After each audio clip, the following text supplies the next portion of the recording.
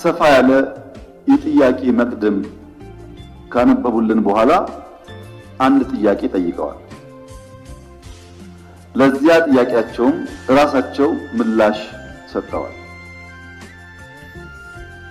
ጠይቀው ስለመለሱ እንዲሁ ማለት ይቻላል።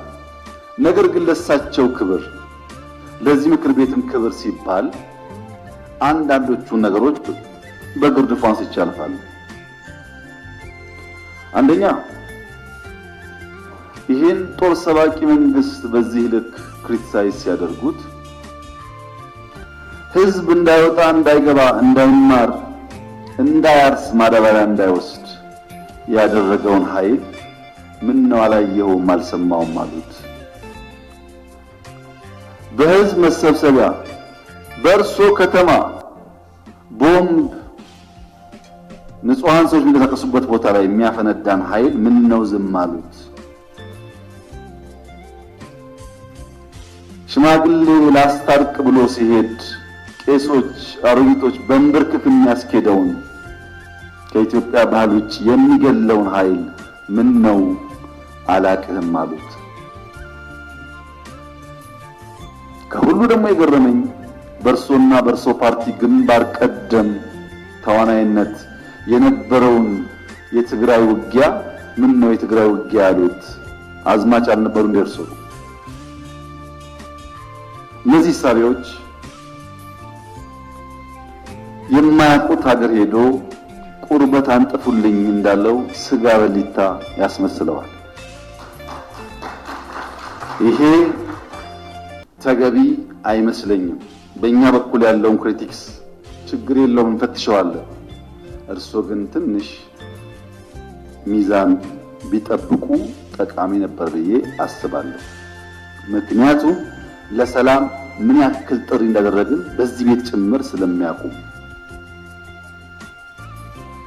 ሌላው በጣም የገረመኝ ጉዳይ የእርሶ መንግስት በቄስ ሞገሴዎች ውዳሴ ያሉት እኛ ሰፈር ፊታውራሪ መሸሻ የሉም፣ ቄስ ሞገሴዎች ምን ያደርጋሉ ነው። ቄስ ሞገሴ ፊታውራሪ መሸሻ በሌሉበት ህልውና እንደሌላቸው ስለሚታወቅ ባይሆንኛ ጉዱ ካሳዎች ብንባል ያምር ይሆናል እንጂ ቤት በኩል ነው ቄስ ሞገሴዎች እኛ ሰፈር የሚታዩት። ምክንያቱም እኛ ትናንትናን ናፋቂዎች፣ ትናንትናን ለማጽናት የምንሸረግድ ሰዎች ሳንሆን ነገን ለልጆቻችን ለመስራት መጋፈጥ የማይጋባንን ጉዳዮች የምንጋፈጥ ለውጥ ፈላጊዎች ነን። ጉዱ ካሳዎች ነን። ይሄንን እሳቢውን እዚህ ቤት የነበሩት አዲስ አለማየሁ ላፍታ ተነስተው ጥያቄውና ኢትዮጵያ ውስጥ ያለውን ነገር ቢመለከቱ ምን ነው ያብዬን ወደምዬ የሚሉ ይመስለኛል። መንግስታችን ለክሪቲክስ በጣም ክፍት ነው። ኢትዮጵያ ውስጥ ባልተለመደ ሁኔታ ስልክ ያለው ማይክ ያዘው ሁሉ የሚናገርበት ዘመን ነው። ሐሳብ በመግለጽ ሰው ይታሰራል ላሉት እርሶ እዚህ ፓርላማ አካባቢ ከመቅረቡ በፊት የዚህ ፓርላማ አባል ነበርኩኝ። ቅድም እንዳደረጉት አይነት ግላጭ ስድብ አይፈቀድም ፓርላማ ውስጥ። ነበርንበት፣ እናውቀዋለን።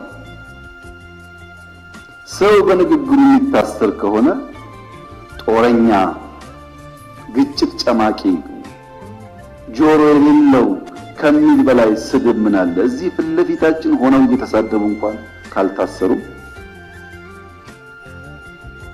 ሰው በንግግሩ ብቻ አይታሰርም ማለት ነው። ጦረኛ፣ ግጭት ጨማቂ፣ ጆሮ አልቦች ካሉ በኋላ ልክ እናስገባችኋለን በትጥቅ በሁለት ሳምንት 4 ኪሎ እንገባለን ቢጨምሩበት ግን እርሶም አይቀርሉት ነበር። በመሳደብ አይደለም። ከዚህ አልፎ በኃይል የተመረጠ መንግስት መናት ሲጨመርበት ነው ጸብ የሚመጣው። ዩቲዩብ ላይ የተናገረ ሁሉ ጋዜጠኛ ሆኖ ጋዜጠኞች ታሰሩ ያሉት እንደዚህ ዘመን መቼም የኢትዮጵያ ሕዝብ ይታዘባል። ከፓርላማም ውጭ ሰው እንዳሻው የሚናገርበት ዘመን፣ ሁሉ ጉዳይ ፖለቲካ የሆነበት ዘመን ያለ አይመስለኝም። ይህ ሲባል ይህ መንግስት ሆሊ ነው፣ ምንም አይነት እንከን የለውም፣ ስራው ሁሉ የተቀደሰ ብዬ ልመጻደቅ አልፈልግም። እርስዎ ከቀረባቸው ሀሳቦች ውስጥ መፈተሽ ያለባቸው ጉዳዮች ይኖራሉ፣ መታረም ያለባቸው ጉዳዮች ይኖራሉ። በእስርም በክስ ሂደትም በሌላም ጉዳይ መንግስት ሁልጊዜ ራሱን ክፍት አድርጎ መፈተሽ አለበት። እንከን የለኝም የሚል መንግስት አያድግም። ነገር ግን ሚዛን ሲጠፋ ለሚሰማውም ትውልድ ለእርሶም ፓርቲ ጉዳት ያለው ስለመሰለኝ። ምክንያቱም ይሄ መንግስት አሁን ያለው መንግስት የእርሶ ፓርቲ መንግስት ሆኖ ያቋቋመው ነው። የእርሶ ፓርቲ ሊቀመንበር የኔ ካቢኔ አባል ናቸው። የእርሶ ፓርቲ አመራሮች በአማራ ክልል፣ በአዲስ አበባ ክልል ውስጥ፣ በአዲስ አበባ ከተማ ውስጥ አመራሮች ናቸው። በጋራ የምንመራው መንግስት ነው። እናንተም ስላላችሁ እኛም ስላለንበት ሰዎችም ስለሆን ስንፍናዎች ይኖራሉ፣ ድካሞች ይኖራሉ፣ መታረም የሚገባቸው ጉዳዮች ይኖራሉ። ለምሳሌ ጦርነት በሚመለከት ወደ ኋላ መለስ ብለው የኢትዮጵያን የ100 ዓመት ታሪክ ይመልከቱ። በ100 ዓመት ጊዜ ውስጥ 7 ዓመት ሙሉ ከአንድም ጎረቤት ጋር ያልተዋጋ ብቸኛው መንግስት የኛ መንግስት ነው። ባለፉት 7 ዓመታት ከየትኛውም ጎረቤት ጋር አንድ ጥይት አልተኮሰም። እኔ በታሪክ የማውቀውን ሳይሆን በአካል የማውቀውን ግን ላስታውሱ። በ83 ገብቶ 84 መንግስት የመሰረተው የኢህአዴግ መንግስት እስከ 90 ዓመተ ምህረት ባለው 6 ዓመት ጊዜ ውስጥ መጀመሪያ ከሳውት ሱዳን ኢታንግ ላይ፣ ቀጥሎ ከሱዳን፣ ቀጥሎ ከኤርትራ ውጊያ አካሂዷል። በኋላ የሶማሌውን ሳይጨመር ማለት በ7 ዓመት ጊዜ ውስጥ። በደርግም የሚያውቁት ታሪክ ነው። በንጉሱ ጊዜም እንዲሁ ባለፉት 7 ዓመታት ከአንድም ጎረቤት ጋር ያልተዋጋ ነው። የሚያጋጩ ጉዳዮች ስለሌሉ ሳይሆን ግጭት ጉዳት አምጪ እንደሆነ ስለምናውቅ ነው፣ ስላደግንበት ስለምናውቀው ነው። በሀገር ውስጥ ቤኒሻንጉል ያሉ ታጣቂዎች በሰላም ተደራድረን አላስገባንም። ይሄ አይታወቅም፣ ለምክር ቤት አያውቀውም። ኦሮሚያ ውስጥ በጣም በርካታ ሴክቶች እንደገቡ አይታወቅም። በአማራ ክልል ባለፉት 2-3 ቀናት ብቻ ከ70 በላይ ሰዎች በሰላማዊ መንገድ ገብተዋል። 2-3 ቀን ብቻ። በአፋር ክልል፣ በሶማሌ ክልል በርካታ የሰላም ድርድሮች ተካሂደዋል። ለዚህ ነው መጠነኛ ለውጥ መሻሻሎች ያሉት።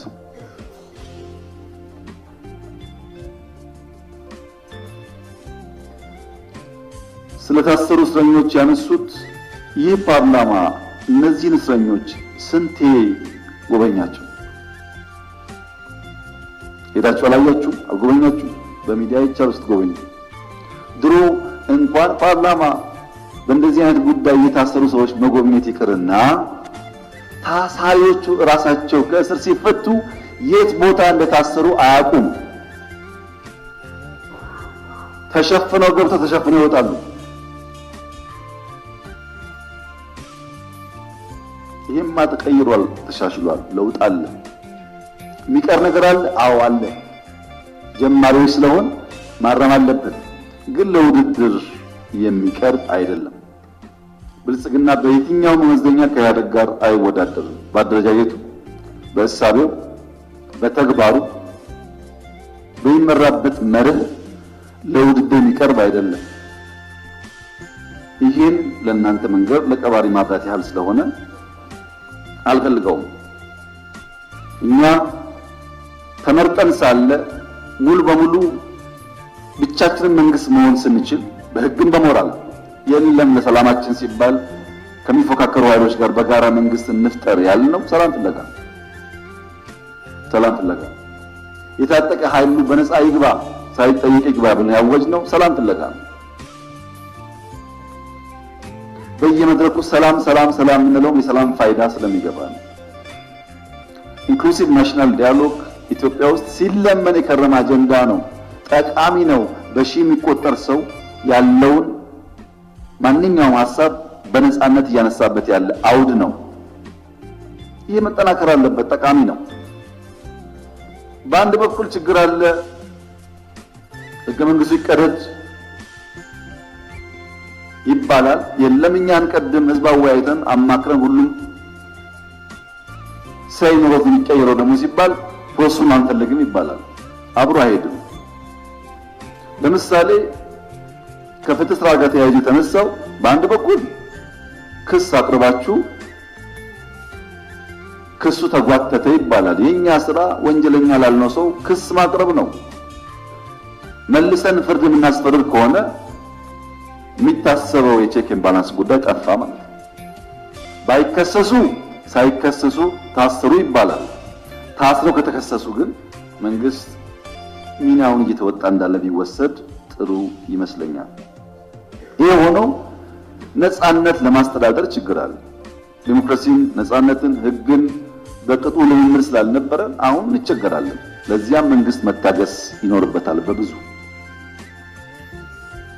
ባለፈው ፓርላማ ላይ ድርድር እያካሄድን ነው ከተቃዋሚዎች ጋር ብያችሁ ነበር። ከኦነጎችም አማራ ክልል አካባቢ ካሉ እንቀሳቀሱ ኃይሎችም ድርድሮች ነበሩ። በነገራችን ላይ በአማራም በኦሮሚያ በየትኛውም ጎጥ ያለ የጎበዝ አለቃ በየትኛውም ጎጥ ያለ በግራም በቀኝ ይደራደራል። እኔ አይደለሁም እሱ ነው ይላል እንጂ ሲወጣ ይደራደራል፣ ሽማግሌ ይልካል። ልክ እኔ ካልኩ በኋላ ግን የሚደራደረው ኤክስ ነው፣ መደራደር ተገቢ አይደለም ብሎ የሚዘምተው ደግሞ ራሱ የሚደራደረው አካል። ከዚያ በኋላ ነው የሆነ አንድ ሴክት በሺህ የሚቆጠር ሰው ይዘው የገቡት። ያ ጥሩ ጅማሮ ነው። ለተቀሩት መልእክታችን በዚያው መንገድ ተደራድራችሁ በሰላም ግቡ ነው። አማራ ክልል ላይ ግን እንደዚሁ በሰላም ግቡ። መንግስት ሁልጊዜም እጁ የተዘረጋ ነው። በድርድር በሰላም ጉዳያችን ለመፍታት ትልቅ ፍላጎት አለን። ጥቅም ስለሌለው ዓላማውን ስለማያሳካ 5 ዓመት ብንዋጋ 6 ብንዋጋ ማንም ሰው 4 ኪሎ ስለማይደርስ ዋጋ የለውም። ዓላማ ላይ ያለው ነገር ደግሞ መጋደል ተገቢ ነው ብለን አናስብም እና ሰላሙ ከማንም በላይ እኛ የምንፈልገው ጉዳይ እንደሆነ ቢታሰብ። ሁሉ ነገር ጨለማ ነው፣ ሁሉ ነገር ጥፋት ነው፣ ሁሉ ነገር አዘቅት ነው፣ ሁሉ ነገር የለም ላሉት ክቡር ዶክተር ደሳለኝ እኔ ለእርሶ ነው ያዘንኩት። ምክንያቱም በዚህ ሁሉ ጨለምተኝነት፣ በዚህ ሁሉ ፔሲሚዝም ድንገት እድል ቢቀናውት ለኢትዮጵያ ሕዝብ ምንድነው የሚሰጡት? እርሶ በጨለማ ተውጠው ከጨለማ ብርሃን ያወጣ፣ ከጭንቀት ብርሃን ያወጣ ተስፋ እንዴት አይሰንቁ? ይሄን አልቻላችሁም፣ እኔ መጥቼ ቀይረዋለሁ እንኳን ቢሉን ነው የሚሻለው እንጂ ሁሉ ነገር ጨለማ ከሆነ ጥሩ አይደለም። ፖለቲካ የሚፈለገው በጨለማ ውስጥ በችግር ውስጥ ተስፋን ማሳየት ነው፣ ለውጥን ማሳየት ነው፣ ወደዚያ ሰውን መምራት ነው፣ መጨበጥ ነው እንጂ ችግር ብቻ መናገር አይደለምና የምንውልበት የምንሰማው የምንነጋገርበት ጉዳይ በገደል ማሚቱ ተመልሶ እያስተጋባብን እሱ ነገር እየኖርነው እንዳይሆን ጥንቃቄ ቢደረግ መልካም ነው ለማለት ነው። እና ይሄ ሁሉ የመለስኩት እርሶ ምላሽ እንደማይፈልጉ ቢናገሩም ለተከበረው ምክር ቤት ክብር ሲባል አንዳንዱ ጉዳይ ቢታይ ብዬ ነው። ካነሷቸው ጫፍ የወጡ ክሪቲክሶች እና ሂሶች መካከልም ቢሆን ለኛ ጠቃሚ የሚሆኑትን ጉዳዮች ግን ፈትሸን እንወስዳለን። ማደግ ስለምንፈልግ መለወጥ ስለምንፈልግ ከማንም ወገን የሚነሳ ክሪቲክስ በግርድፉ መጣል አንፈልግም። ሚዛናዊነት ግን ከርሶ እና ከመሰሎቹ እንጠብቃለን ለማለት ነው። ፕሪቶሪያ በሚመለከት ፕሪቶሪያ ታሪካዊ ስምምነት ነው። ለብዙዎች ልምድ የሚሰጥ ስምምነት ነው። ያለቀ ጦርነት ያሸነፍነውን ጦርነት ነው አቁመን ሰላም ያመጣ ነው። ለሰላም ያለንን ከፍተኛ ጉጉት በኢትዮጵያ ታሪክ ውስጥ ማንም ሰው ቢያገላብጥ መንግስት እየተዋጋ እያሸነፈ መቀሌ ለመቆጣጠር አንድ ቀን ወጥተን ሲቀረው ለሰላም ድርድር አይቀመጥም። የለም በኢትዮጵያ ታሪክ ውስጥ ለምን ሆነ? ሂደት ውስጥ በቀሩ 5ም 10ም 20ም ሰው ቢሞት ከሆነ ወገን ነው የሚሞተውና ያ መጥቶ ጠቃሚ ስለሆነ ነው ድርድሩ ያስፈልገው። ድርድሩን በጣም ከፍተኛ ጠቀሜታዎች አምጥቷል። ባለፉት 2 ዓመታት ምንም አይነት ውጊያ አልነበረም። ትልቅ ነገር ነው። የትግራይ ህዝብ በውጊያው ጊዜ ሰርቪስ አያገኝም። መብራት አልነበረውም። ባንክ ሰርቪስ አያገኝም። ትራንስፖርት ሰርቪስ አያገኝም። በርካታ ችግሮች ነበሩት። መንግስት እንደ መንግስት ፈርሷል። ያን መልሶ የሚያቋቁምና ቤዚክ ሰርቪሶች ፕሮቫይድ የሚያደርግ ኢንትሪም አስተዳደር መፈጠሩ በጣም ጠቃሚና ውጤታማ ተደርጎ ይወሰዳል። ያም ሆኖ በስምምነቱ መሰረት የሚጠበቁ በበቂ ያልተፈጸሙ ጉዳዮች አሉ። አንዱ ዲዲአር ነው። የተወሰኑ ሙከራዎች ቢኖሩም ዲዲአር በተሟላ መንገድ አልተፈጸመም። ዲዲአር አለመፈጸሙ ፕራይመሪሊ የሚጎዳው የትግራይ ህዝብን ነው። ማስተማር፣ መቆፈር፣ አገር ማልማት የሚችሉ ወጣቶች በወታደር ስም ተቀምጠው ለትግራይ ክልል የሚሄደውን በጀት እንዳለ ለቀለብ የሚያውሉት ከሆነ ትግራይ ውስጥ ልማት አይመጣም ማለት ነው። በቢሊዮን የሚቆጠር ገንዘብ ነው ለነዚህ ሰዎች የሚውለው በየዓመቱ በየወሩ። ያ ገንዘብ ለልማት ቢውል በርካታ ጠቀሜታ ሊያመጣ ይችላልና ዲዲአሩ ለአጠቃላይ ሰላም ብቻ ሳይሆን ለትግራይ ህዝብ ተጠቃሚ ስለሚያደርግ በተሟላ መንገድ መፈጸም ይኖርበታል። የተፈናቀሉ በሚመለከት በራያ እና በጸለምት ጥሩ ስራ ተሰርቷል። በወልቃይት አካባቢ የተጀመሩ ጉዳዮች በተፈለገው ደረጃ አልሄዱም። አሁን በእኛ በኩል ማስተላለፍ የምንፈልገው መልእክት የፌዴራል መንግስት ከነገ ጀምሮም ቢሆን የተፈናቀሉ ሰዎች ለመመለስ ዝግጁ ነው። በዚያ ሳይድ በቂ ትብብር ከተደረገልን ፍላጎታችን ዜጎች ወደ መንደራቸው ሄደው የተለመደው ህይወታቸውን እንዲመሩ ነው። ያ እንዳይሆን እያደረገ ያለው ሂዩማኒቲ እና ፖለቲክስ በጣም ተቀላቅሏል። በተፈናቀሉ ሰዎች ላይ የሚሰራ ፖለቲካ ጉዳት አለው። ይህን ከፖለቲካ ነጥለን እንደ ሰው ዜጎች ናቸው ቢጎዱ ብለን በትብብር መንፈስ ወደ ነበሩበት ቢመለሱ ኢትዮጵያ በጣም ሰፊ ቦታ ስላላት አሳሳቢ አይደለም። ከዚያ በኋላ የሚከተሉ ጉዳዮች ደግሞ በድርድር በውይይት እንዲፈጸሙ ማድረግ ይቻላል። ባለፉት 2 ዓመታት በፕሬዝዳንት ጌታቸው ረዳ በምክትል ፕሬዝዳንት ታደሰ ወረደና ጻድቃን ገብረትንሳኤ የሚመራው አድሚኒስትሬሽን 2 ዓመት ተጨማሪ ጦርነት እንዳይፈጠር 2 ዓመት ያሉ ጥያቄዎች በንግግር እንዲመለሱ ከፍተኛ ጥረት አድርገዋል።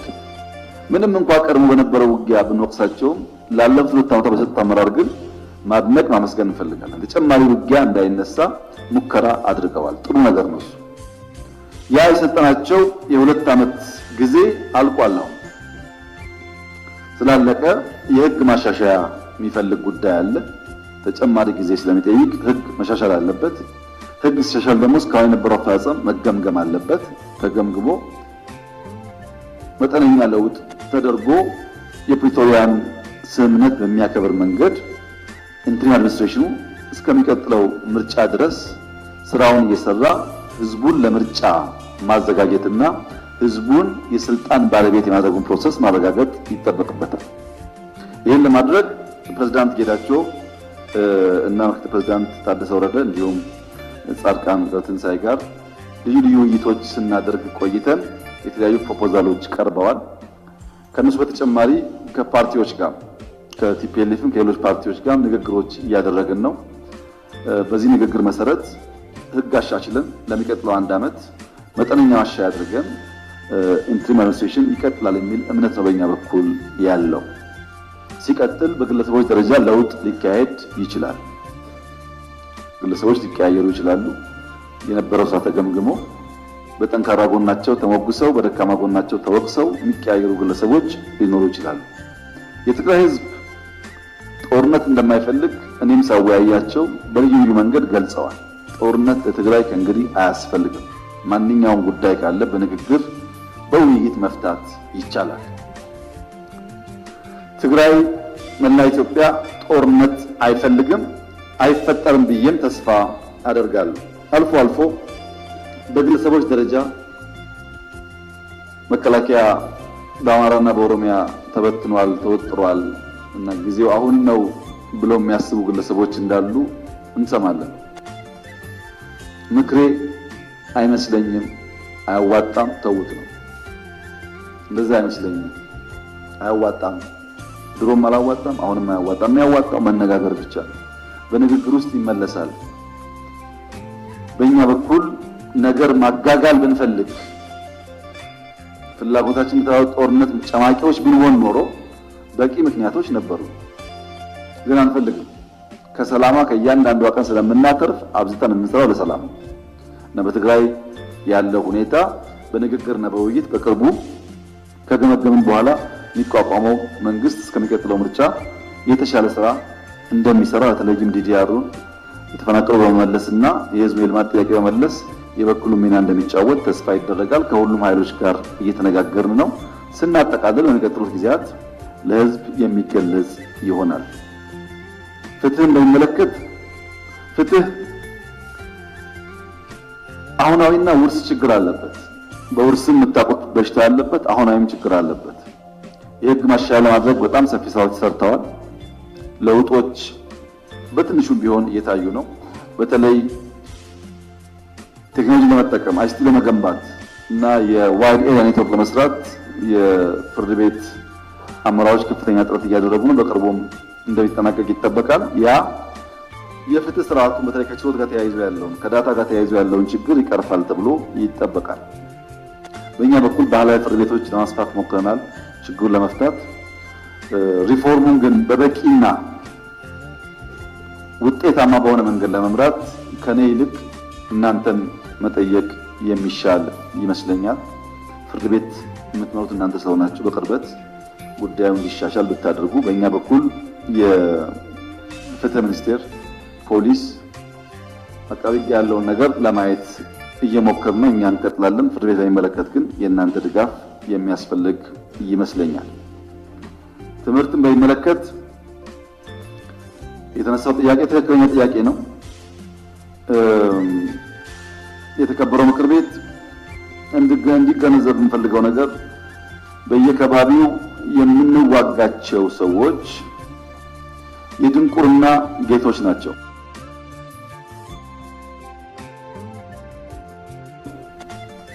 የምንዋጋው ከድንቁርና ጌቶች ጋር ነው።